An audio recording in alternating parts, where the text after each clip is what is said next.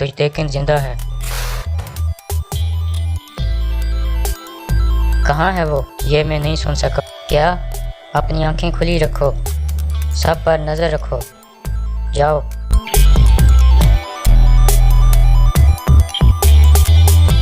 अस्सलाम वालेकुम नाजरीन। पिछली किस कैंट पर आपने देखा कि मंगोल कबीले पर हमला कर देते हैं, जबकि इस दौरान अर्तुगरुल पिंजरे में कैद होता है। मंगोल कबीले में घुसकर चारों तरफ फैल जाते हैं और नहते लोगों और औरतों को मारना शुरू कर देते हैं।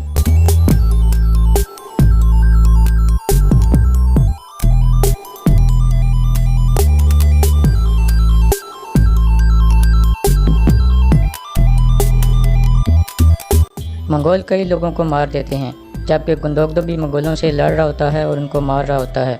एक सिपाही अर्तुगरुल वाले खेमे में आता है और बताता है कि मंगोलों ने हमला कर दिया है। अर्तुगरुल उसे कहता है कि फ़ौरन पिंजरे का ताला खोलो। वो सिपाही खोल देता है, लेकिन इसी दौरान एक मंगोल अंदर आ जाता है और पीछे से हमला करके उसे गिरा देता है। इसके बाद वो अर्तुगरुल के पिंजरे में दाखिल हो जाता है।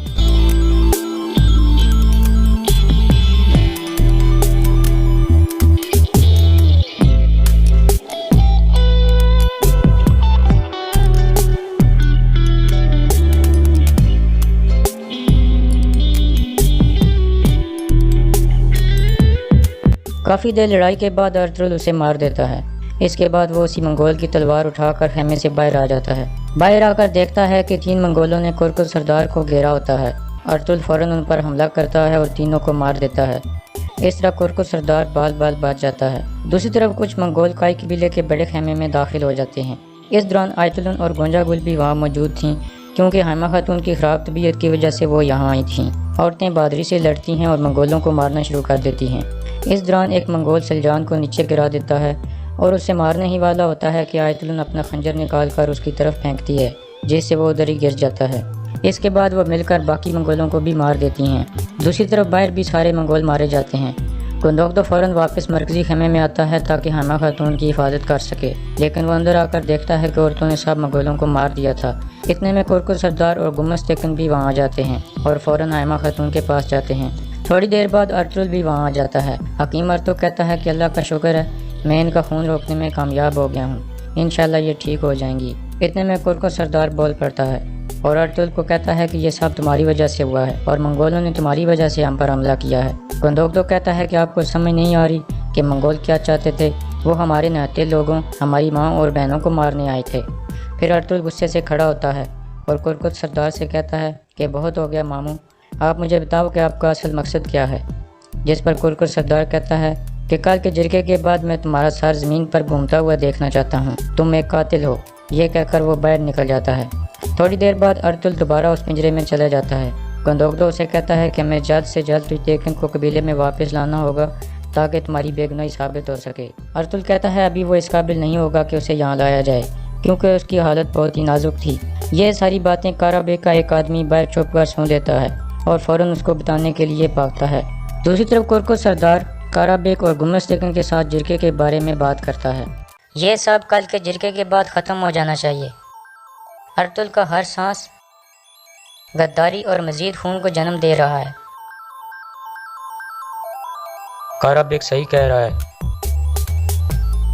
अल्लाह मुझे कल उसका सार उतरना देखना नसीब करे। गुमस्तेकिन उन दोनों की मुखालफत करता है और कहता है कि मंगोलों के इस हमले से अर्तुगरुल का कोई ताल्लुक नहीं है। वो तो खुद जेल में कैद है और कल उसे मौत की सज़ा सुनाई जाने वाली है। गुंदोगदो कुरकुर सरदार को कहता है कि जब तक आप गद्दारों को अपने साथ बैठाते रहोगे तब तक आपको सुकून नहीं मिलेगा। कुरकुर कहता है कि आप किसकी बात कर रहे हो। गुंदोगदो कहता है कारा बेग गुस्से से खड़ा हो जाता है और गुंदोगदो पर हमला करने की कोशिश करता है, जिस पर गुमस्तेकिन उसे रोक लेता है। फिर गुंदोगदो कहता है कि जब अर्तुगरुल नोयान के पास कैद था और उसके हाथ में कील ठोंका जा रहा था तो ये आदमी वहाँ मौजूद था और हंस रहा था। गुमस्तेकिन चौंक जाता है और कारा बेग से पूछता है कि क्या ये सच है, और अगर ये सच हुआ तो कल मैं अर्तुगरुल से पहले तुम्हारा सर उतारूंगा। कारा बेग कहता है ये सच है, लेकिन मुझे सादुद्दीन कोपेक ने वहाँ भेजा था ताकि सुलह के साथ मामलात को हल किया जाए, लेकिन नोयान ने मेरी कोई बात नहीं सुनी थी, और अगर आपको शक है तो खुद सादुद्दीन कोपेक से पूछ लो। इसके बाद कुरकुर सरदार गुस्से में गुंदोगदो से कहता है कि कल के जिरगे में तुम अपनी सफाइयाँ पेश करना। इसके बाद कुरकुर सरदार और गुंदोगदो वहाँ से चले जाते हैं। उनके जाने के बाद गुमस्तेकिन एक बार फिर गुस्से से कारा बेग को पकड़ लेता है और कहता है कि सच सच बताओ तुम नयान के पास क्या करने गए थे और मुझे इस बारे में क्यों नहीं बताया गया। काराबिक कहता है कि यह रियासत का एक खुफिया मिशन था, इसलिए तुम्हें नहीं बताया गया। जिस पर गुमस्तकिन उसे छोड़ देता है और कहता है कि अगर तुम गलत हुए तो मैं तुम्हें जिंदा नहीं छोड़ूंगा। इसके बाद गुमस्तकिन बाहर निकल जाता है। इसके बाद काराबिक का एक सिपाही अंदर दाखिल होता है जिसने छुपकर अर्तुल और गंदोगदो की बातें सुनी थीं। तुझतेकिन जिंदा है। कहाँ है वो? ये मैं नहीं सुन सका। क्या? अपनी आंखें खुली रखो, सब पर नजर रखो, जाओ। दूसरी तरफ मेहमान खाने में तानगुत दिली दामीर को देख रहा था। जब उसे लगता है कि वो सो गया है तो वो आगे बढ़ता है और दिली दामीर की तलवार को ठोकर मारता है, जिसके बाद दिली दामीर बेहोशी की हालत में वहीं गिर जाता है। इसके बाद वो वेटर को शाबाश देता है कि तुमने अच्छा काम किया था, लेकिन अगले ही लम्हे उसकी गर्दन पर खंजर फेर देता है, जिसके बाद वो उधर ही गिरकर मार जाता है। इसके बाद वो हलीमा सुल्तान के कमरे में दाखिल हो जाता है। दूसरी तरफ कबीले में हैमा खातून की तबीयत संभल जाती है और उनको होश आ जाता है। गंदोगदो उनसे मुलाकात करता है। हैमा खातून कहती हैं, मुझे सच बताओ कल के जिरगे में क्या होने वाला है। गंदोगदो कहता है, अगर हम तुतेकन को कबीले में ना ला सके तो अर्तुल को बचाना नामुमकिन होगा और तुतेकन की हालत ऐसी नहीं है कि उसे कबीले लाया जा सके। हैमा खातून कहती हैं, फिर हमारे पास एक ही हल है कि हम तुतेकन की सेहत के लिए अल्लाह से दुआ करें। इसके बाद गंदोगदो कहता है कि मैं और हकीम अर्तुल आज तुतेकन के पास जाएंगे। दूसरी तरफ मेहमान खाने में तानगुत हलीमा सुल्तान के कमरे की तलाशी लेना शुरू कर देता है। इस दौरान हलीमा सुल्तान शरबत पीने की वजह से बेहोशी की हालत में होती है। थोड़ी देर बाद दिली दामीर और हलीमा सुल्तान को होश आना शुरू हो जाता है, लेकिन उनके हाथ पीछे बंधे होते हैं। इसके बाद वो दोनों उठकर बैठ जाते हैं। दिली दामीर तानगुत से कहता है, तुम हमसे क्या चाहते हो? तानगुत कहता है, सुंगर तेकन वाले वो कागजात जो तुम लोग कोनिया लेकर जा रहे हो। इसके बाद तानगुत हलीमा के पेट पर चाकू रखकर कहता है कि मुझे कागजात का बता दो, वरना मैं तुम्हारे पेट में मौजूद बच्चे को मार डालूंगा। दिली दामीर हलीमा को कहता है कि कागजात इनको दे दो, बच्चे से ज्यादा जरूरी नहीं है वो। हलीमा कहती है, कागजात यहाँ नहीं हैं, वो बाहर गोदाम में हैं। जिसके बाद तानगुत अपना खंजर हटा लेता है और कहता है कि अगर ये झूठ हुआ तो मैं तुम दोनों को मार दूंगा। इसके बाद वो हलीमा सुल्तान को धक्का देकर बाहर जाने को कहता है। उनके बाहर जाने के बाद दिली दामीर अपने बंधे हुए हाथ खोलने में कामयाब हो जाता है और उन दोनों सिपाहियों पर हमला करके गिरा देता है और बाहर निकल जाता है।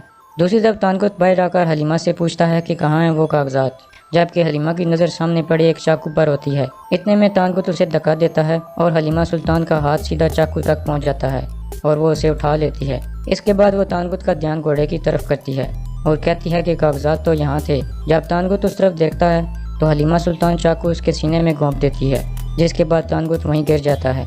इसके बाद हलीमा सुल्तान एक बर्तन उठाकर भी उसके सर पर मारती है। इतने में दिली दामीर भी वहाँ आ जाता है और हलीमा सुल्तान को फौरन निकलने को कहता है, जिसके बाद वो दोनों घोड़ों पर सवार होकर निकल पड़ते हैं। इतने में तानगुत के दोनों साथी भी अंदर से आ जाते हैं। तानगुत अपने सीने से चाकू निकालता है और दोनों को कहता है कि फौरन उनका पीछा करो।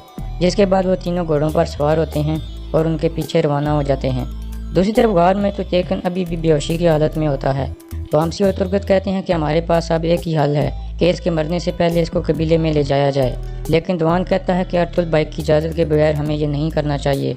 इसके बाद वामसी खड़ा हो जाता है और कहता है कि मैं कबीले में जा रहा हूँ और अर्तुल भाई को कुछ नहीं होने दूंगा। इतने में हकीम अर्दुक और गंदोगदो वहाँ पहुँच जाते हैं। गंदोगदो पूछता है कि तुतेकन कैसा है। इब्नुल अरबी कहते हैं कि अल्लाह हर चीज़ पर कुदरत रखता है, इंशाअल्लाह ये ठीक हो जाएगा। इसके बाद गंदोगदो अर्तुल के साथियों को मंगोलों के रात के हमले के बारे में बताता है और फिर कहता है कि कल वाले जिरगे में लाजमी अर्तुल को मौत की सज़ा सुनाई जाएगी। ये सुनकर वो तीनों उठ खड़े होते हैं, लेकिन गंदोगदो उनको बैठने को कहता है और कहता है कि मैंने अपने सिपाहियों को बता दिया है कि अगर ऐसा हुआ तो हम लड़ेंगे और अर्तुल के साथ ऐसा नहीं होने देंगे। इसके बाद तुर्गुत कहता है कि हम भी अपने भाई के लिए लड़ना चाहते हैं, इसलिए हमें यहाँ मत रहने दें। इसके बाद इब्नुल अरबी भी गंदोगदो को कहते हैं कि इनको भी साथ ले जाओ, जिस पर गंदोगदो रजामंद हो जाता है। फिर हकीम अर्तुक कहता है कि आप लोग कबीले में दाखिल होने से पहले इंतज़ार करना, हम कोई तरीका सोचेंगे कि आपको कैसे अंदर पहुँचाना है, और यहाँ इस किस्त का इख्तिताम हो जाता है।